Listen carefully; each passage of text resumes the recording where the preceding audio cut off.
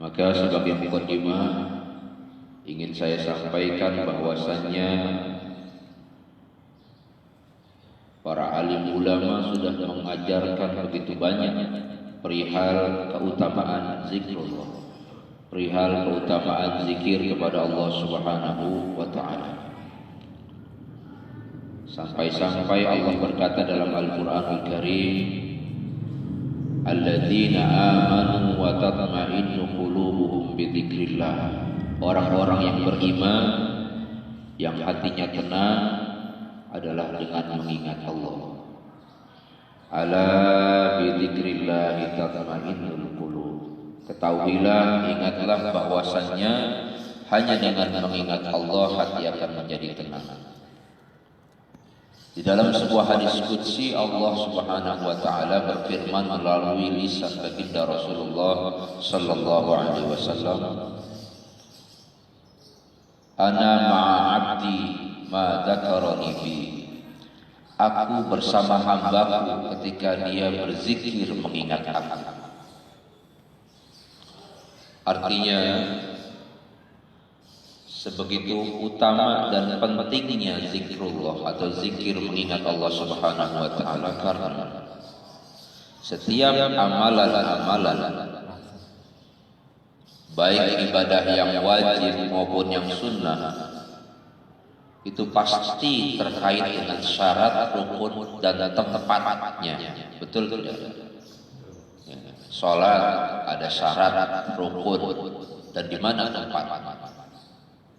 Puasa pun begitu. Puasa wajib ada syarat, rukun dan kapan dilaksanakan puasa wajib.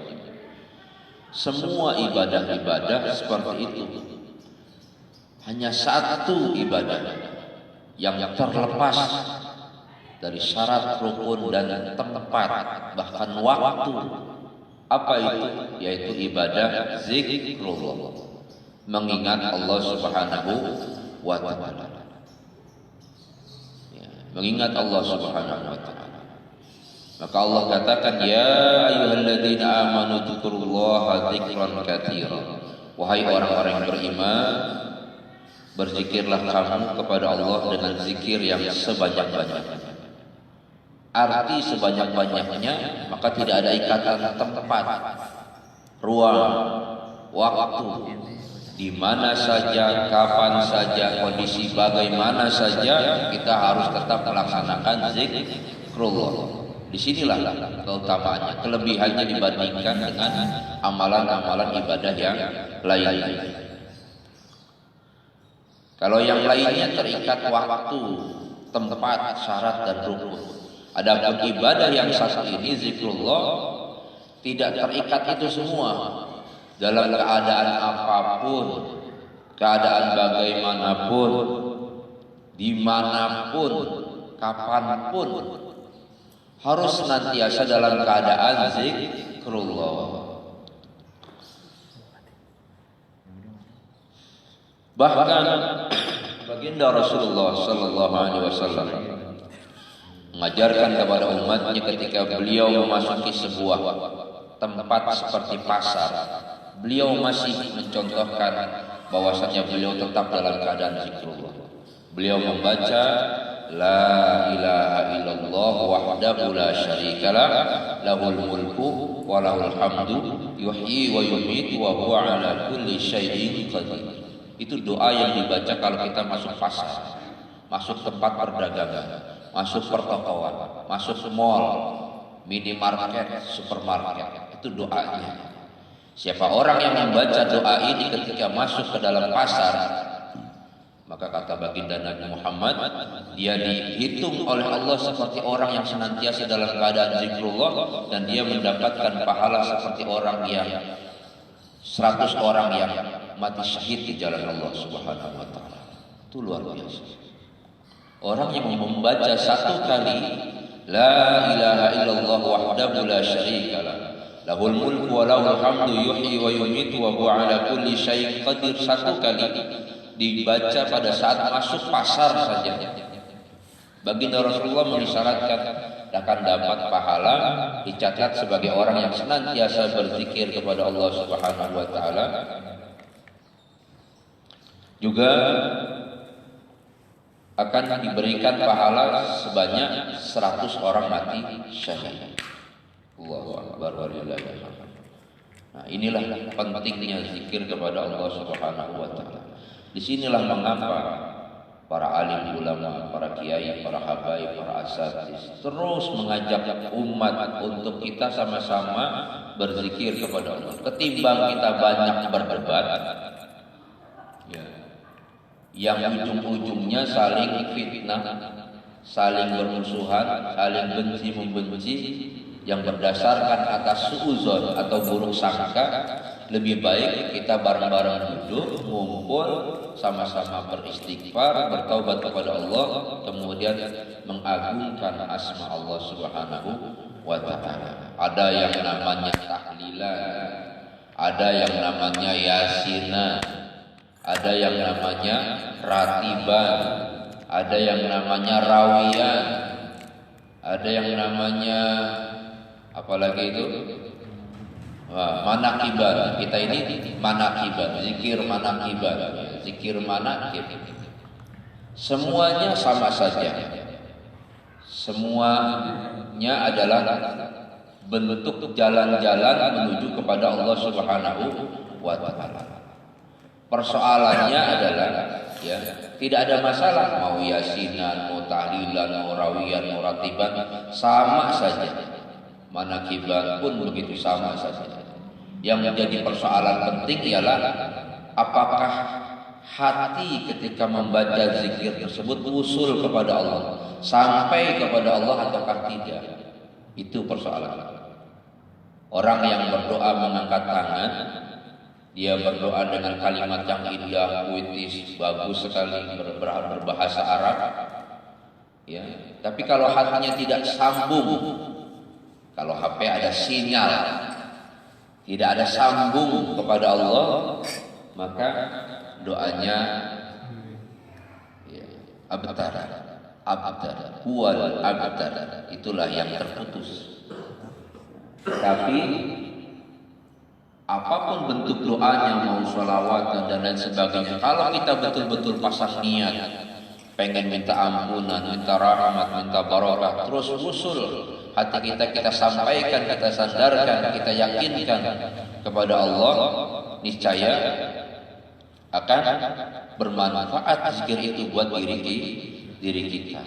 Nah, inilah kenapa ada pertanyaan, banyak orang yang sholat tapi kok masih korupsi, banyak orang yang sholat tapi kok masih begini, masih begitu. Kenapa? Karena pada saat sholat hatinya nggak usul, hatinya nggak sampai kepada Allah. Badannya sholat tapi hatinya tidak sholat. Nah, inilah ya pentingnya kita belajar. Nah, zikir ini, rutinitas zikir ini melatih, tujuannya melatih kita, ya, melatih kita agar senantiasa, pertama,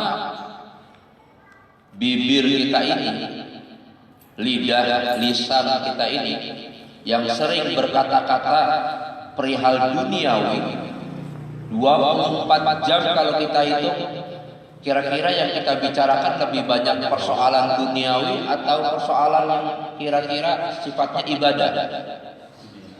Dunia, kalau kita mau jujur, selama 24 jam isi yang kosong. Selama 24 jam, kalau kita mau jujur, ya, lidah kita ini, lisan kita ini, mulut, bibir kita ini kita pakai lebih banyak kita bicarakan soal dunia. Paling-paling kita bicara yang sifatnya ibadah dalam masjid, selebihnya dunia. Nah, maka yang pertama, adanya rutinitas zikir ini. Setiap malam Sabtu kita rutin berzikir kepada Allah, paling tidak lidah kita, lisan kita, ya, terbiasa digunakan untuk zikir kepada Allah. Kalau sudah terbiasa, hafal dengan sendirinya. Seperti kita baca Fatihah.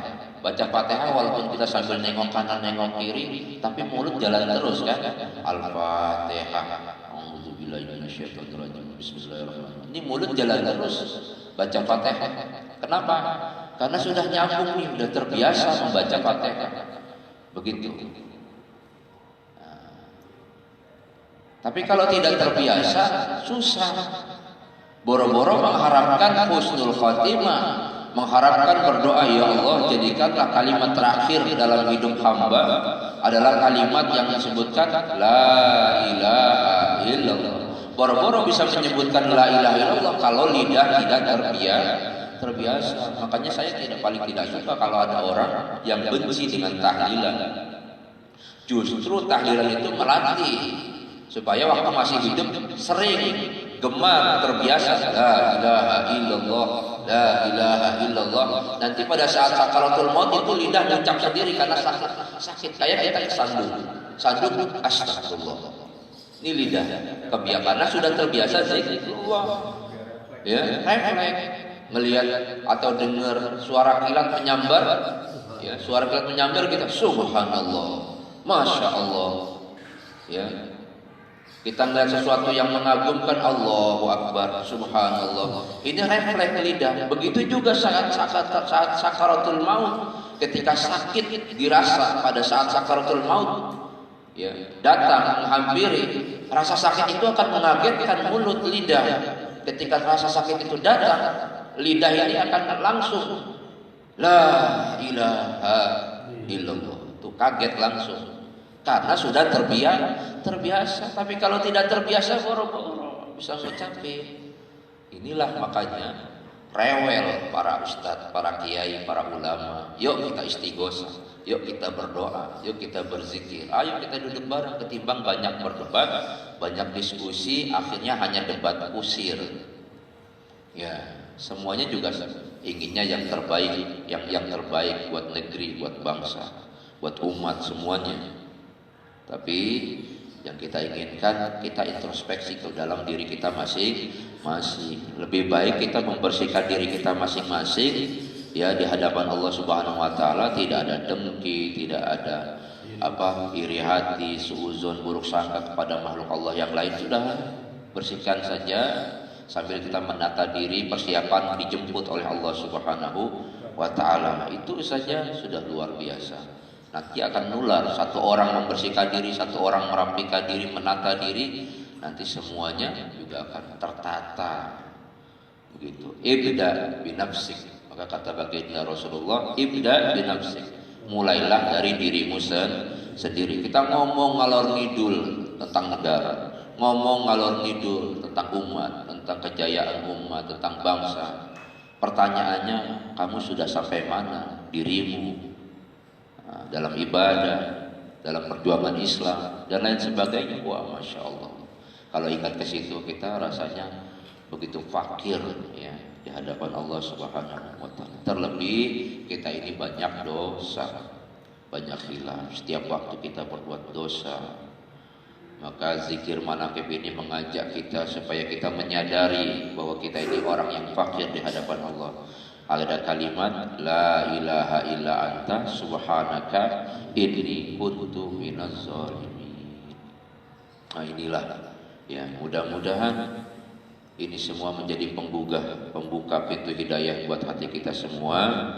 Ya, ada beberapa jamaah yang malam hari ini sudah izin tidak bisa hadir karena sakit. Ada juga yang sedang di ruang UGD, mungkin ada keluarganya yang sedang sakit, ya. Juga ada yang berhalangan karena urusan keluarga, ya. Mudah-mudahan walaupun mereka tidak hadir, tapi hati mereka ingin sebetulnya bisa hadir di sini. Nah, jadi kita yang hadir pun, ya, ujian istiqomah. Apakah kita terus bisa hadir, ya? Apalagi bagi yang rumahnya dekat-dekat, ya. Kalau jauh mungkin maklum, ya. Tapi kalau dekat-dekat, inilah justru, ya. Baik para jamaah sekalian, rahimakumullah, ya. Ke depan zikir manaqib kita akan rutin, paling tidak minimal sebulan sekali kita gelar di Masjid Al-Husna ini. Sambil kita mengajak jamaah yang ada di Masjid Al-Husna yang sering sholat 5 waktu, kita ajak untuk ikut zikir, ya. Karena zikir ini sifatnya khusus. Saya sudah sering kali mengatakan, kenapa kita mesti zikir khusus lagi, padahal habis sholat kita zikir, ya, subhanallah 33 kali, alhamdulillah 33 kali. Kenapa harus ada zikir lagi? Ini jalur khusus. Ibarat jalan, ada jalan umum, ada jalan tol. Kalau jalan umum siapa saja boleh jalan lewat. Tapi kalau jalan tol hanya mobil saja yang lewat. Begitu. Nah, ini pun jalur khusus. Ya, zikir ini adalah jalur khusus. Siapa yang ingin mendapatkan rahmat Allah secara khusus, ya, maka dawamkan zikir seperti ini. Ahabbul a'mal ilallah adwamuha wa iqallah. Amalan yang dicintai oleh Allah adalah yang dawam walaupun sedikit, ya, walaupun sedikit. Kan kita cuma sedikit, seminggu sekali. Nah, kalau para alim ulama bahkan menganjurkannya dalam seminggu itu paling tidak minimal hadir di majelis ilmu atau hadir di majelis zikir seminggu itu 3 kali sehari, 3 kali seminggu 3 kali hadir, itu minimalnya. Nah, kita seminggu sekali, berarti di luar minimal, ya, di luar batas minimal. Tapi paling tidak inilah usaha kecil kita. Yang kecil ini, yang sederhana ini, kalau kita bisa dawamin, insya Allah akan mengundang kecintaan Allah Subhanahu wa Ta'ala. Itu ya, mudah-mudahan ya semua jamaah manaqib diberkahi, diberikan rahmat oleh Allah Subhanahu wa Ta'ala. Mari kita mulai dengan baca suratul Fatihah. Kita niatkan sebagai doa dan sebagai pembuka majelis kita. Mudah-mudahan apa yang kita niatkan malam hari ini mendapatkan ridha Allah Subhanahu wa Ta'ala. Ridha illahi ta'ala. Al-Fatihah. A'udzu billahi minasyaitonir rajim. Bismillahirrahmanirrahim. Alhamdulillahi rabbil alamin. Arrahmanir rahim. Maliki yaumiddin. Iyyaka na'budu wa iyyaka nasta'in. Ihdinas siratal mustaqim. Siratal ladzina an'amta 'alaihim ghairil maghdubi 'alaihim waladdallin. Ya Arhamar Rahimin, Ya Arhamar Rahimin, Ya Arhamar Rahimin, farrij 'alal muslimin. Ya Arhamar Rahimin, Ya Arhamar Rahimin, Ya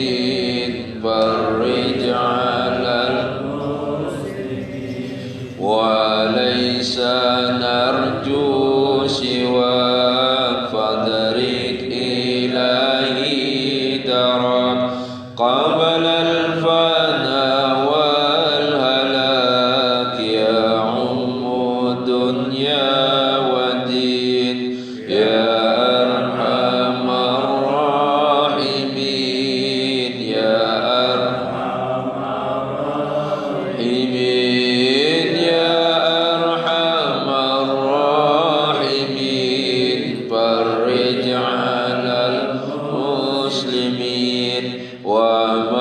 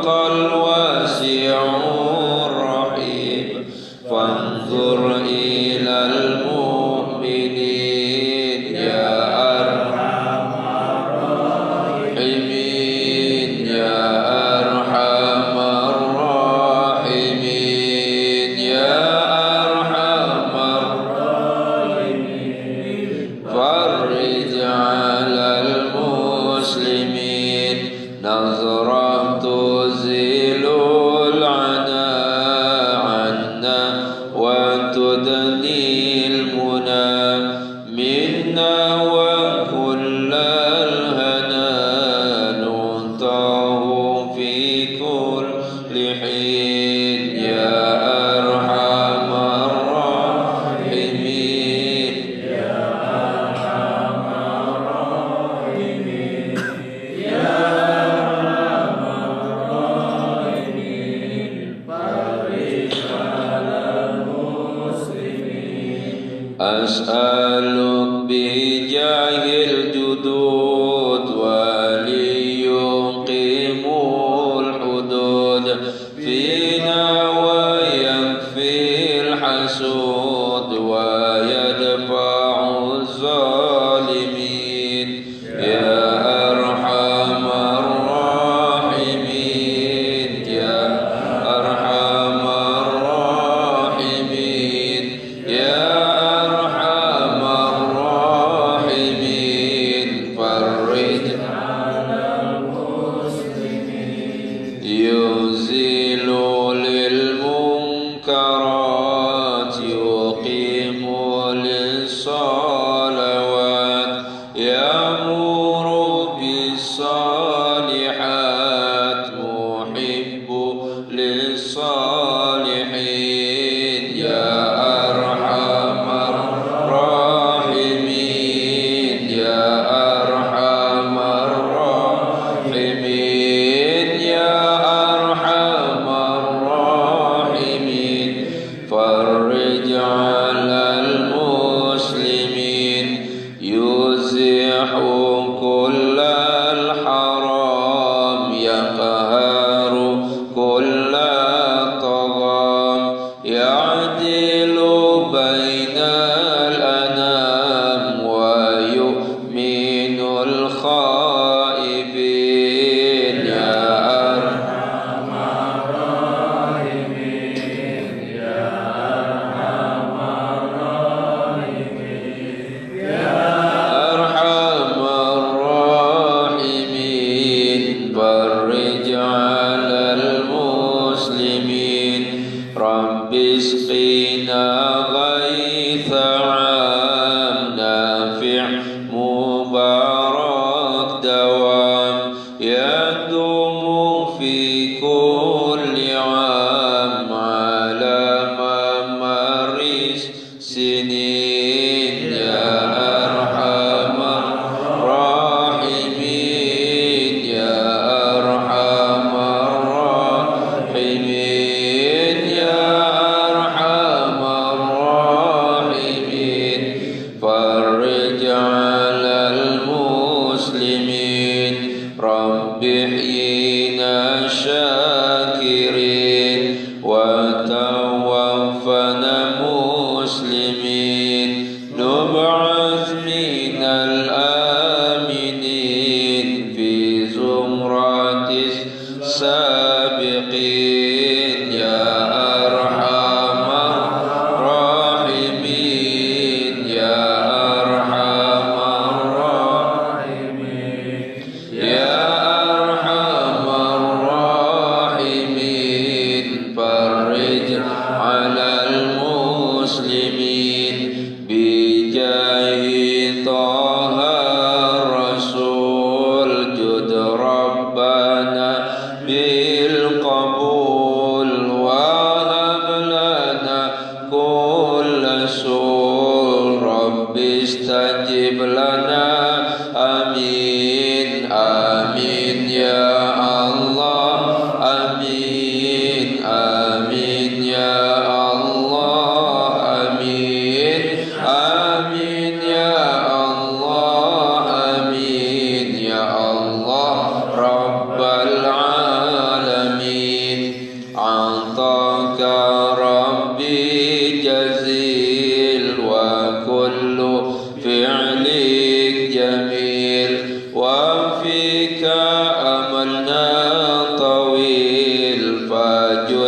على الطامعين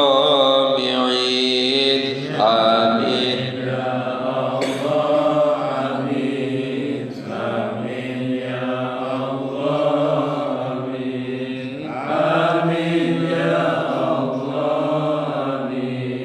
يا الله رب العالمين يا ربي ضاق الخناق من فعل ما لا يطاق فامنن بفك الغلاق لمن بذنبه رهين آمين يا الله آمين آمين يا الله آمين آمين يا الله آمين الله رب العالمين واغفر لي كل الذنوب واستر لكل العيوب واكشف لكل الكروب واكفي أذى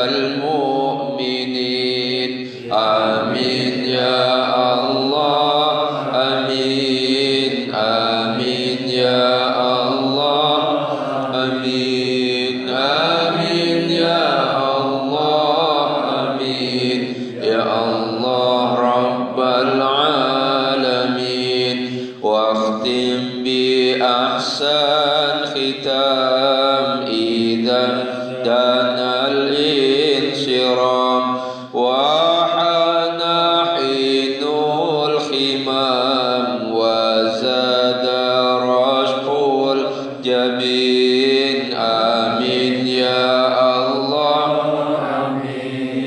آمين يا الله آمين آمين يا الله آمين يا الله رب العالمين ثم الصلاة والسلام على شفيع الأنام والآل النعم الكرام وصحبه والتابعين آمين يا الله آمين يا الله آمين آمين يا الله آمين يا الله رب العالمين بالبركة والكرم شيخ عبد القادر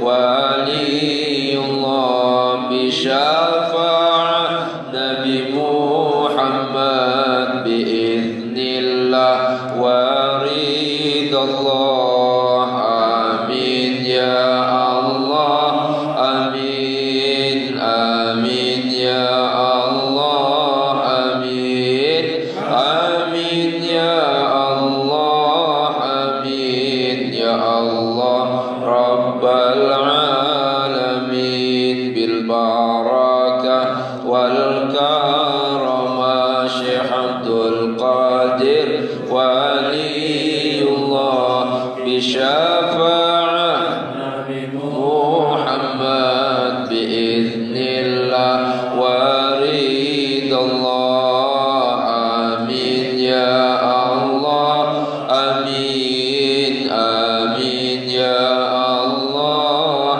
آمين آمين يا الله آمين يا الله رب العالمين بالبركة والكرم شيخ عبد القادر ولي الله بشفاعة نبي محمد بإذن الله ورضا الله آمين يا الله آمين آمين يا الله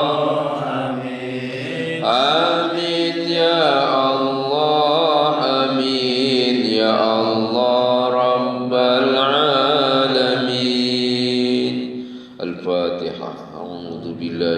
الشيطان الرجيم بسم الله الرحمن الرحيم الحمد لله رب العالمين الرحمن الرحيم مالك يوم الدين إياك نعبد وإياك نستعين اهدنا الصراط المستقيم صراط الذين أنعمت عليهم غير المغضوب عليهم ولا الضالين بسم الله الرحمن الرحيم أشهد أن لا إله إلا الله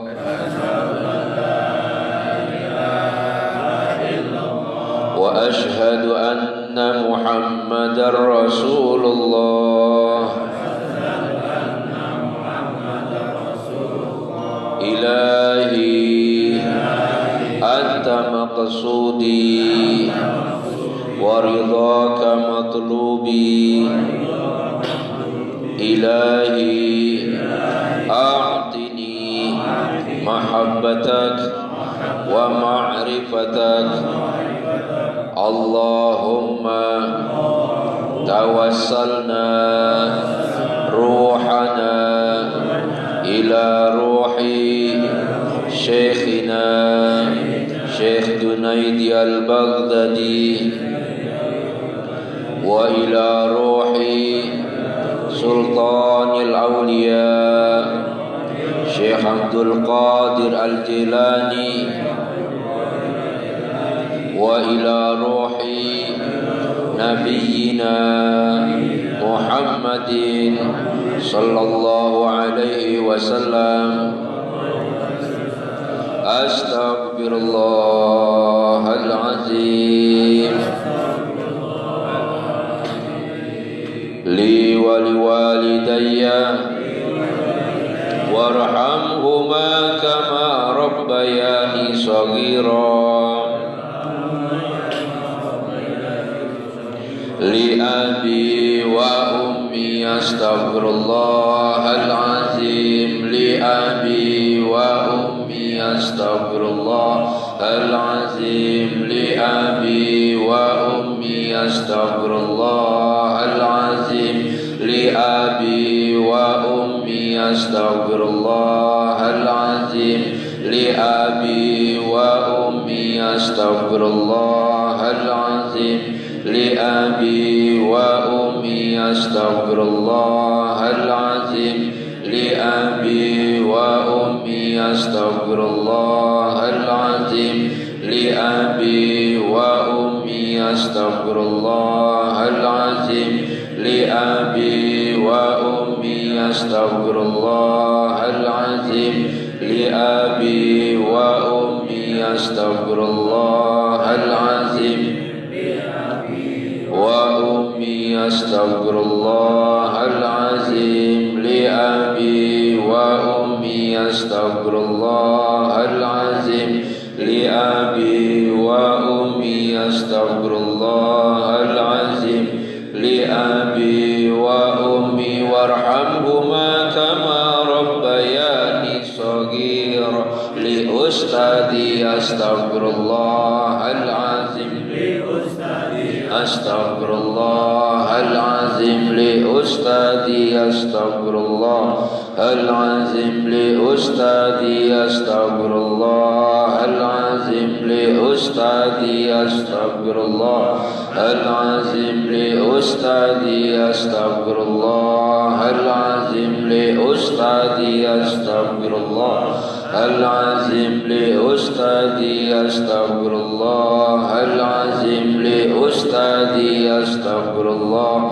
العظيم لأستاذي أستغفر الله العظيم لأستاذي أستغفر الله العظيم لأستاذي أستغفر الله العظيم لأستاذي أستغفر الله لأستاذي أستغفر الله العظيم لأستاذي أستغفر الله العظيم لأستاذي أستغفر الله العظيم لأستاذي أستغفر الله أستغفر الله العظيم للمسلمين والمسلمات أستغفر الله العظيم للمسلمين والمسلمات أستغفر الله العظيم للمسلمين والمسلمات أستغفر الله العظيم للمسلمين والمسلمات أستغفر الله العظيم للمسلمين والمسلمات أستغفر الله العظيم للمسلمين والمسلمات أستغفر الله العظيم للمسلمين والمسلمات أستغفر الله العظيم للمسلمين والمسلمات أستغفر الله العظيم للمسلمين والمسلمات أستغفر الله العظيم للمسلمين والمسلمات أستغفر الله العظيم للمسلمين والمسلمات أستغفر الله العظيم للمسلمين والمسلمات أستغفر الله العظيم للمسلمين والمسلمات أستغفر الله العظيم للمسلمين والمسلمات أستغفر الله العظيم للمؤمنين والمؤمنات أستغفر الله العظيم للمؤمنين والمؤمنات أستغفر الله العظيم للمؤمنين والمؤمنات أستغفر الله العظيم للمؤمنين والمؤمنات أستغفر الله العظيم للمؤمنين والمؤمنات أستغفر الله العظيم للمؤمنين والمؤمنات أستغفر الله العظيم للمؤمنين والمؤمنات أستغفر الله العظيم للمؤمنين والمؤمنات أستغفر الله العظيم للمؤمنين والمؤمنات أستغفر الله العظيم للمؤمنين والمؤمنات أستغفر الله العظيم للمؤمنين والمؤمنات أستغفر الله العظيم للمؤمنين أستغفر الله العظيم للمؤمنين والمؤمنات أستغفر الله العظيم للمؤمنين والمؤمنات أستغفر الله العظيم للمؤمنين والمؤمنات أستغفر الله العظيم للمؤمنين والمؤمنات الأحياء منهم والأموات وأتوب إليه أستغفر الله العظيم وأتوب إليه أستغفر الله وأتوب إليه أستغفر الله العظيم وأتوب أستغفر الله العظيم وأتوب إليه أستغفر الله العظيم وأتوب إليه أستغفر الله العظيم وأتوب إليه أستغفر الله العظيم وأتوب إليه أستغفر الله العظيم وأتوب إليه أستغفر الله العظيم وأتوب إليه أستغفر الله العظيم وأتوب إليه أستغفر الله العظيم وأتوب إليه أستغفر الله العظيم وأتوب إليه أستغفر الله العظيم وأتوب إليه أستغفر الله العظيم وأتوب إليه أستغفر الله العظيم وأتوب إليه إنه كان غفارا أستغفر الله العظيم إنه كان غفارا أستغفر الله العظيم إنه كان غفارا أستغفر الله العظيم إنه كان غفارا أستغفر الله العظيم إنه كان غفارا astaghfirullah. Innahu kana ghaffara astaghfirullahalazim. Innahu kana ghaffara astaghfirullahalazim. Innahu kana ghaffara astaghfirullahalazim. Innahu kana ghaffara astaghfirullahalazim. Innahu kana ghaffara astaghfirullahalazim. Innahu kana ghaffara astaghfirullahalazim. Innahu kana ghaffara astaghfirullahalazim. Innahu kana ghaffara astaghfirullahalazim. Innahu kana ghaffara astaghfirullahalazim. Innahu kana ghaffara. Bismillahirrahmanirrahim. Qul huwallahu ahad, Allahus samad, lam yalid wa lam yulad wa lam yakul lahu kufuwan ahad. Bismillahirrahmanirrahim. Qul huwallahu ahad, Allahus samad, lam yalid wa lam yulad wa lam yakul lahu kufuwan ahad. Bismillahirrahmanirrahim. Qul huwallahu ahad, Allahus samad, lam yalid wa lam yulad wa lam yakul lahu kufuwan ahad. Bismillahirrahmanirrahim. Qul huwallahu ahad, Allahus samad, lam yalid wa lam yulad wa lam yakul lahu kufuwan ahad. Allahumma salli wa sallim ala sayyidina wa maulana Muhammad wa ala ali sayyidina wa maulana Muhammad. Allahumma salli wa sallim ala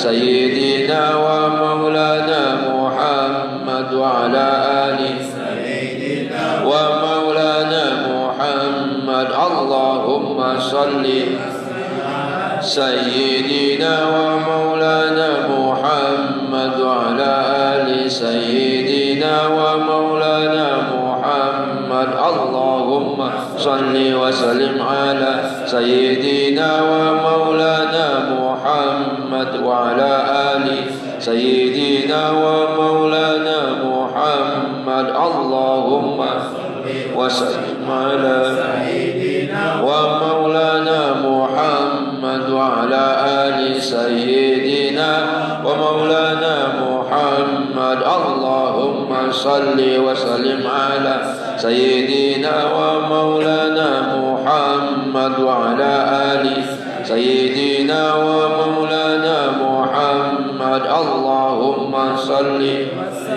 ala sayyidina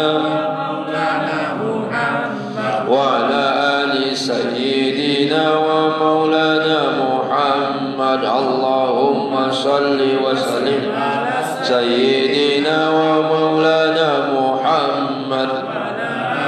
Sayyidina wa maulana Muhammad.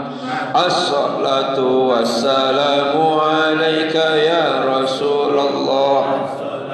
Wassalamu alayka ya Rasulullah. As-salatu wassalamu alayka ya Rasulullah. As-salatu wassalamu alayka ya Rasulullah. As-salatu wassalamu alayka ya Rasulullah. As-salatu wassalamu alayka ya Rasulullah. As-salatu wassalamu alayka ya Rasulullah. Wassalamu alayka ya Rasulullah. As-salatu wassalamu alayka ya Rasulullah. As-salatu wassalamu alayka ya Rasulullah. As-salatu wassalamu alayka ya Rasulullah.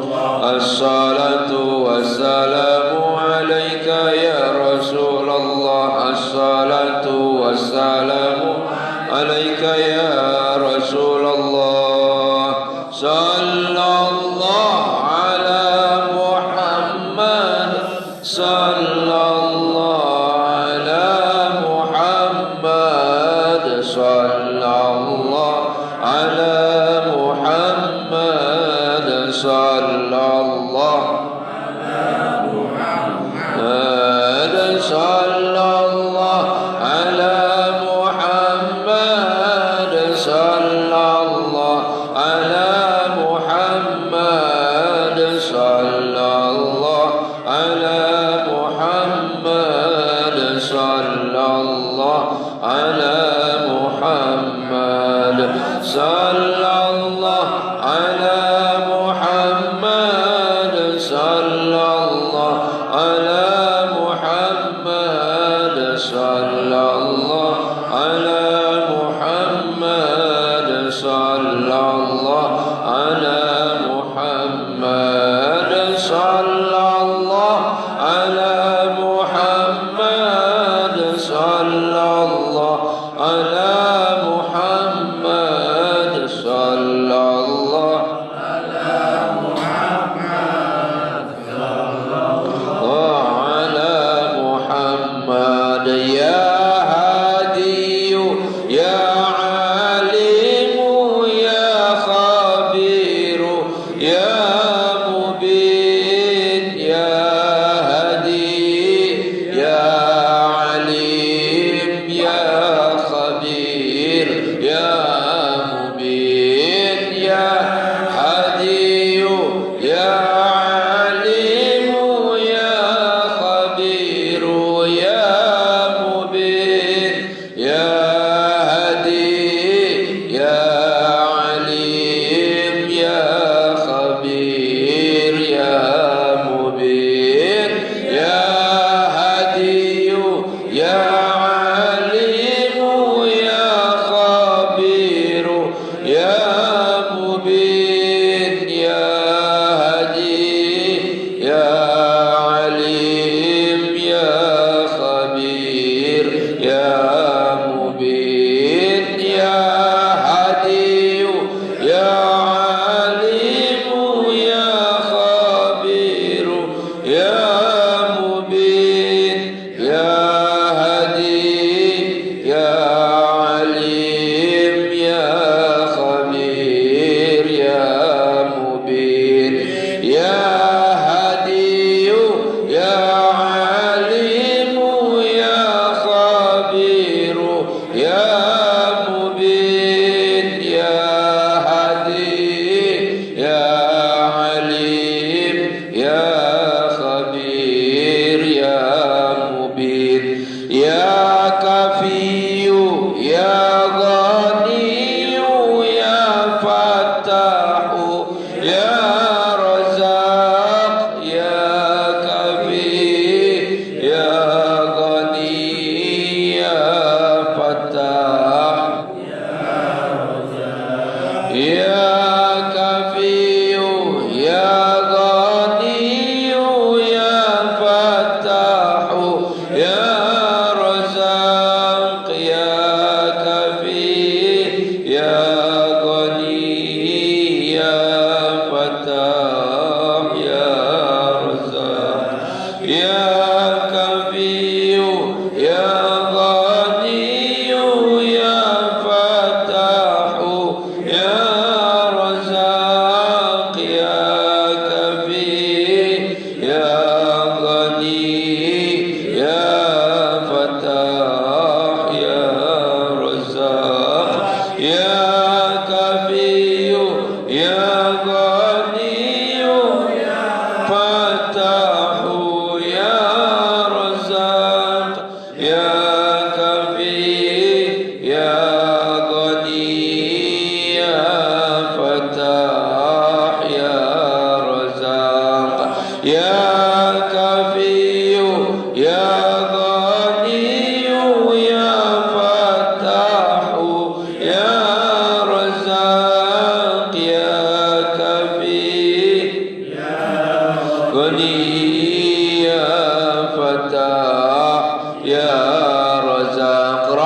ربي يسر ولا تعسر ربي يسر ولا تعسر ربي يسر ولا تعسر ربي تمم بالخير ربي يسر ولا تعسر ربي يسر ولا تعسر ربي يسر ولا تعسر ربي تمم بالخير ربي يسر ولا تعسر ربي يسر ولا تعسر ربي يسر ولا تعسر ربي تمم بالخير ربي يسر ولا تعسر ربي يسر ولا تعسر ربي يسر ولا تعسر ربي تمم بالخير ربي يسر ولا تعسر ربي يسر ولا تعسر ربي يسر ولا تعسر ربي تمم خير لا إله إلا أنت سبحانك إني كنت من الظالمين لا إله إلا أنت سبحانك إني كنت من الظالمين لا إله إلا أنت سبحانك إني كنت من الظالمين لا إله إلا أنت سبحانك إني كنت من الظالمين لا إله إلا أنت سبحانك إني كنت من الظالمين لا إله إلا أنت سبحانك إني كنت من الظالمين لا إله إلا أنت سبحانك إني كنت من الظالمين لا إله إلا أنت سبحانك إني كنت من الظالمين لا إله إلا أنت سبحانك إني كنت من الظالمين لا إله إلا أنت سبحانك إني كنت من الظالمين لا إله إلا أنت سبحانك إني كنت من الظالمين لا إله إلا أنت سبحانك إني كنت من الظالمين حسبنا الله ونعم الوكيل نعم المولى ونعم النصير حسبنا الله ونعم الوكيل نعم المولى ونعم النصير حسبنا الله ونعم الوكيل نعم المولى ونعم النصير حسبنا الله ونعم الوكيل نعم المولى ونعم النصير حسبنا الله ونعم الوكيل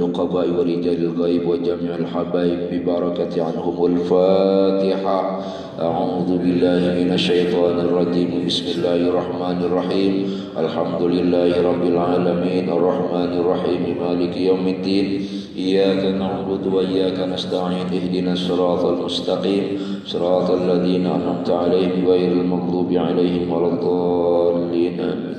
ثم إلى حضرة آبائنا وأمهاتنا وأجدادنا وجداتنا وأساتذتنا ومشايخنا ومعلمينا وأزواجنا وأولادنا وذرياتنا وجميع جماعة مناكب وإمام مناكب وإخواننا من المسلمين والمسلمات لهم الفاتحة.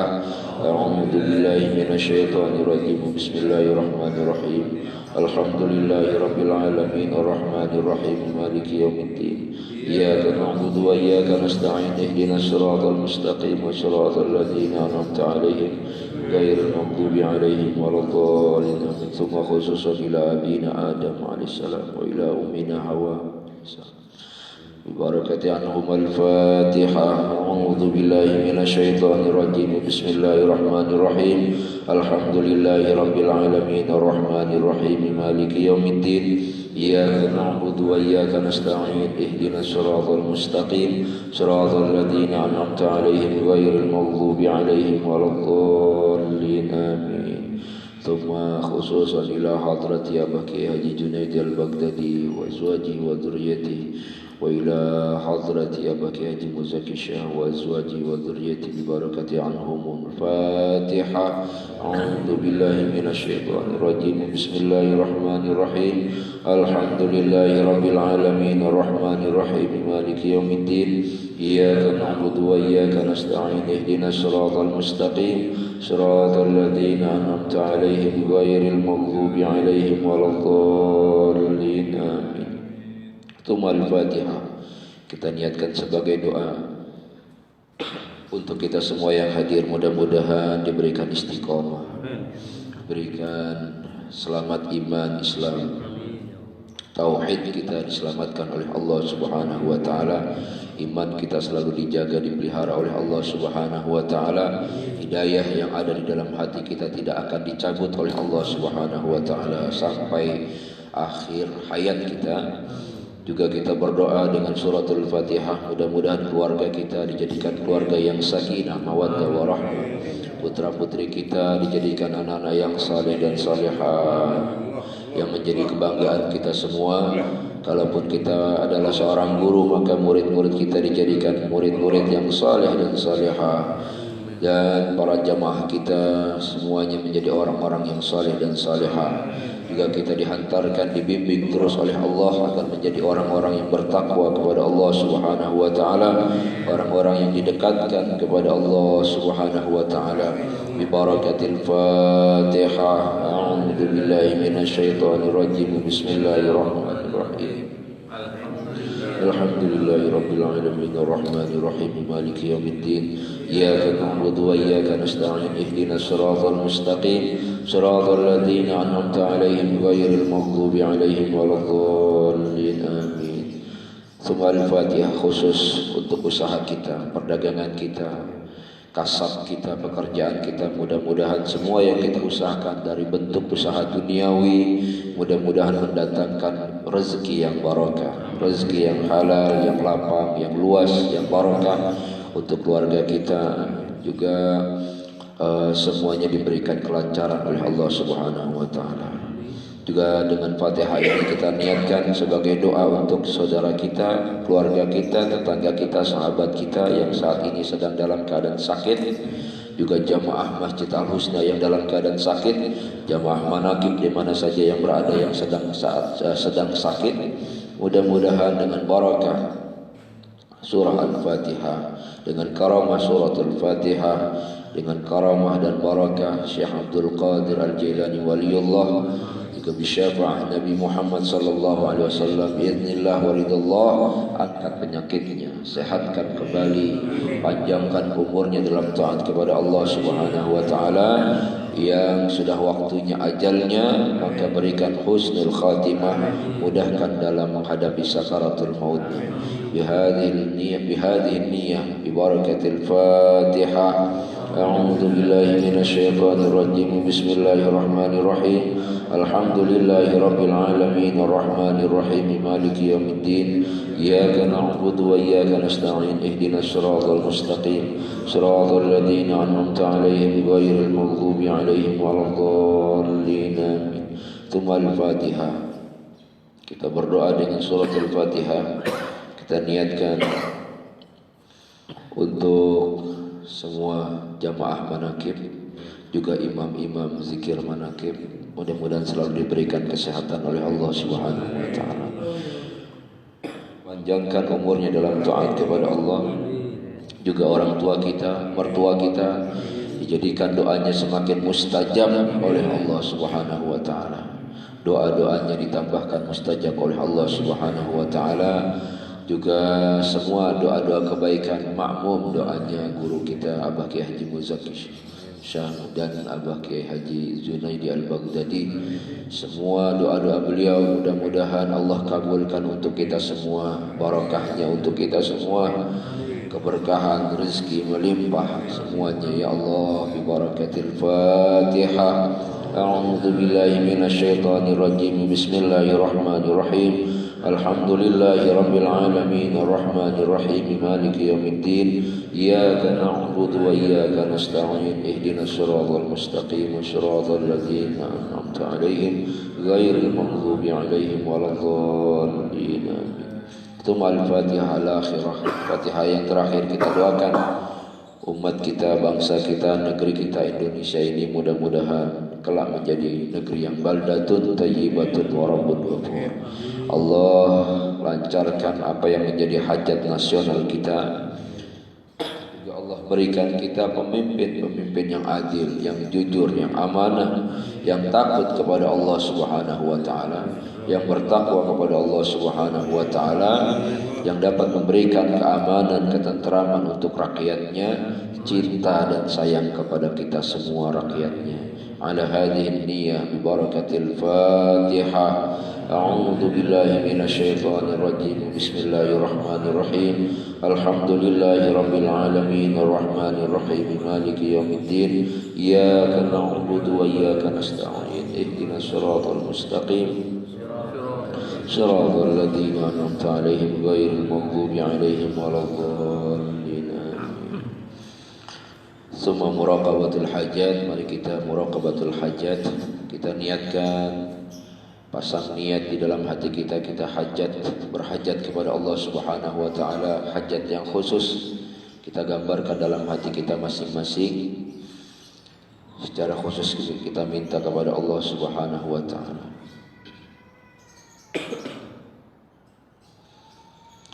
Bi barakati wa karamati sultanil awliya Syekh Abdul Qadir Al-Jilani wa bi syafa'ah nabiyina Muhammadin sallallahu alaihi wasallam biidznillah wa ridallah. Ya Allah, ya Allah, innaka ala kulli syai'in qadir, taqdi hajatina.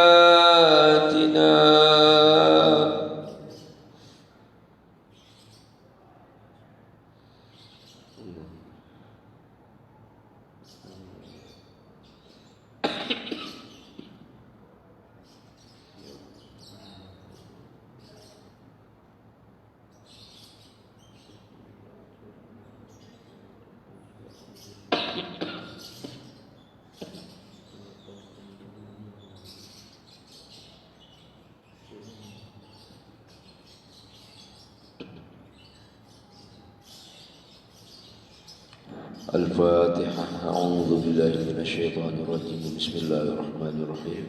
Alhamdulillahi rabbil alamin arrahmanir rahim maliki yaumiddin iyyaka na'budu wa iyyaka nasta'in ihdinas siratal mustaqim صراط الذين أنعمت عليهم غير المغضوب عليهم ولا الضالين. بسم الله الرحمن الرحيم. الحمد لله رب العالمين الرحمن الرحيم مالك يوم الدين إياك نعبد وإياك نستعين اهدنا الصراط المستقيم صراط الذين أنعمت عليهم غير المغضوب عليهم ولا الضالين. بسم الله الرحمن الرحيم. الحمد لله رب العالمين الرحمن الرحيم مالك يوم الدين إياك نعبد وإياك نستعين اهدنا الصراط المستقيم صراط الذين أنعمت عليهم غير المغضوب عليهم ولا الضالين. بسم الله الرحمن الرحيم. إلهي أنت مقصودي ورضاك مطلوبي. إلهي علمك كاف عن سؤالي اكفني بحق الفاتحة سؤالا وكرمك كاف عن مقالي أكرمني بحق الفاتحة مقالا وحصل ما في ضميري. الفاتحة. أعوذ بالله من الشيطان الرجيم. الحمد لله.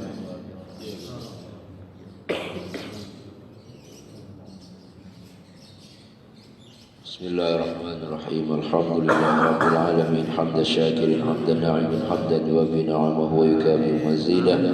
يا الله يا ربنا لك الحمد ولك الشكر كما ينبغي لجلال وجهك الكريم ولعظيم سلطانك. اللهم صل وسلم على سيدنا محمد وعلى آله وصحبه أجمعين. اللهم صل صلاة كاملة وسلم سلاما تاما على سيدنا محمد الذي تنحل به العقد وتنفرج به الكرب وتقضى به الحوائج وتنال به الرغائب وحسن الخواتم ويستسقى الغمام بوجهه الكريم وعلى آله وصحبه في كل لمحة ونفس بعدد كل معلوم لك. اللهم صل على سيدنا محمد النور الذات والسر سر في سائر الأسماء والصفات وعلى آله وصحبه أجمعين. اللهم صل وسلم على سيدنا محمد صلاة تنجينا بها من جميع الأهوال والآفات وتقضي لنا بها جميع الحاجات وتطهرنا بها أنفسنا من جميع السيئات وترفعنا بها عندك على الدرجات وتبلغنا بأقصى الغايات من جميع الخيرات في الحياة وبعد الممات. إنك سميع قريب مجيب دعوات يا قاضي الحاجات. اللهم إنك جعلت بحق سورة الفاتحة شفاء لمن قرأها ولمن قرأت عليه ألف شفاء وألف دواء وألف بركة وألف رحمة وألف نعمة وسميتها على لسان نبيك الكريم محمد صلى الله عليه وسلم المعمة تعم لصاحبها خير الدارين والدافعة تدفع عنا كل سوء وبلية وحزن وتقضي حاجاتنا وتقضي حاجاتنا. احفظنا عن الفضيحتين الفقر والدين. سبحان المنفس عن كل مديون سبحان المفرج عن كل محزون سبحانه من جعل خزائنه بين الكاف والنون. سبحانه إذا قضى أمرا فإنما يقول له كن فيكون. وسبحان الذي بيده ملكوت كل شيء وإليه ترجعون. اللهم يا مفرج فرج يا مفرج فرج يا مفرج فرج عنا همومنا وغمومنا فرجا عاجلا برحمتك يا أرحم الراحمين. اللهم لا تدع لنا ذنبا إلا غفرته لا تدع لنا ذنبا إلا غفرته. Ya Allah ya Rabbana, jangan kau tinggalkan kami tanpa ada dosa yang telah kau ampuni. Allahumma ya Allah ya Maha Pengasih lagi Maha Pengampun. Ya Allah, kami datang duduk berzikir membesarkan asma-Mu ya Allah, hanya satu tujuan, meminta ampunan-Mu ya Allah. Kami yang lemah ini, yang banyak dosa ini, yang fakir ini ya Allah, ampunilah dosa-dosa kami ya Allah, karena kami tidak pernah tahu kapan ajal kami akan datang kepada kami. Sebelum ajal kami datang ya Allah, ampuni seluruh dosa-dosa yang telah kami lakukan selama ini. dosa sejak kami akil balik sampai saat ini, dosa yang kami lakukan dengan sengaja maupun tidak sengaja, dosa yang kecil maupun yang besar, dosa yang kami lakukan sembunyi-sembunyi ataupun terang-terangan. Ya Allah, ampunilah dosa-dosa kami dan seluruh dosa keluarga kami dan seluruh dosa kedua orang tua kami, dan ampunilah dosa kedua orang tua kami, dosa guru-guru kami ya Allah, dosa ibunda kami ya Allah.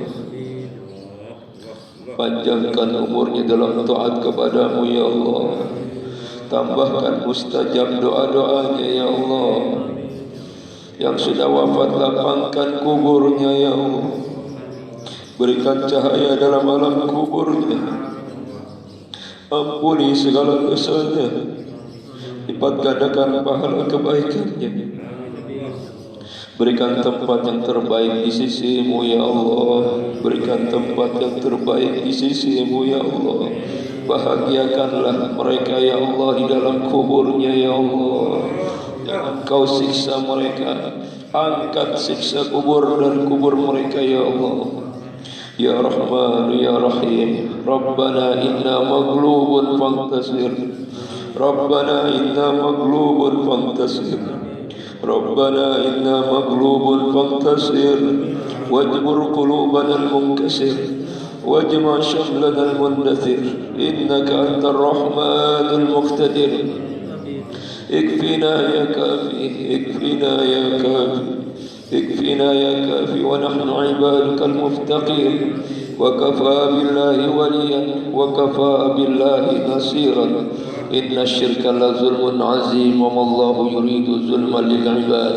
فقطع دابر القوم الذين ظلموا والحمد لله رب العالمين. ربنا ظلمنا أنفسنا وإن لم تغفر لنا وترحمنا لنكونن من الخاسرين. ربنا هب لنا من أزواجنا وذرياتنا قرة أعين واجعلنا للمتقين إماما. ربنا لا تزغ قلوبنا بعد إذ هديتنا وهب لنا من لدنك رحمة إنك أنت الوهاب. وارزقنا رزقا حلالا طيبا كثيرا مباركا واسعا من غير تعب ولا نصب ولا مشقة ولا ضير، إنك على كل شيء قدير، وإنك على كل شيء قدير وبالإجابة جدير. ربنا تقبل منا إنك أنت السميع العليم وتب علينا إنك أنت التواب الرحيم. ربنا آتنا في الدنيا حسنة وفي الآخرة حسنة وقنا عذاب النار. وصلى الله على نبينا محمد نبي الأمي وعلى آله وصحبه وسلم. بفضلك سبحان ربك رب العزة عما يصفون وسلام على المرسلين والحمد لله رب العالمين. سر الفاتحة. أعوذ بالله من الشيطان.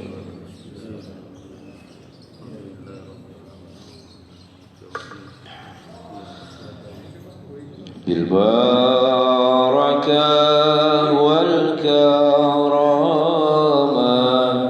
شيخ عبد القادر ولي الله بشفاعة نبي محمد بإذن الله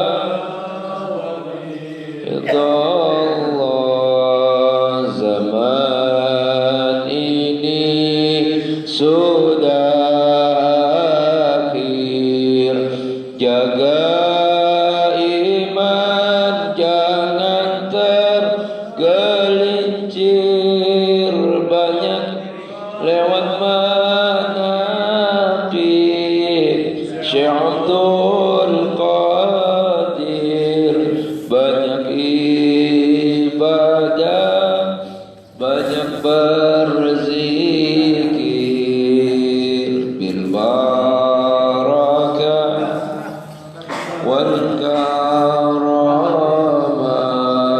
Syekh Abdul Qadir waliyullah bisya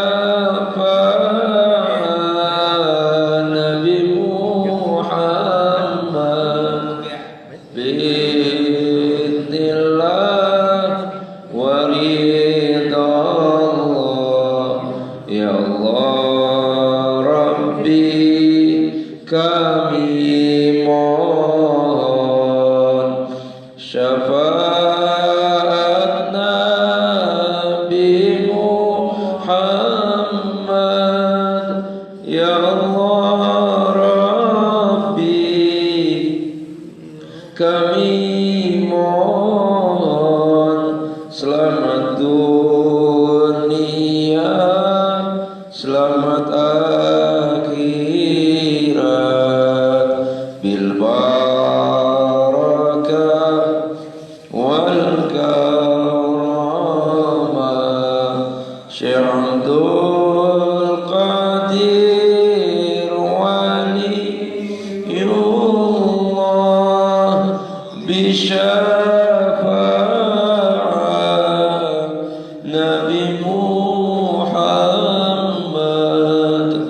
biiznillah wa ridha Allah. Demikian zikir manaqib kita, mudah-mudahan ada manfaatnya. Dari saya mohon maaf atas segala kekurangan dan kesalahan. Astaghfirullahaladzim wabillahi taufiq wal hidayah. Assalamualaikum warahmatullahi wabarakatuh.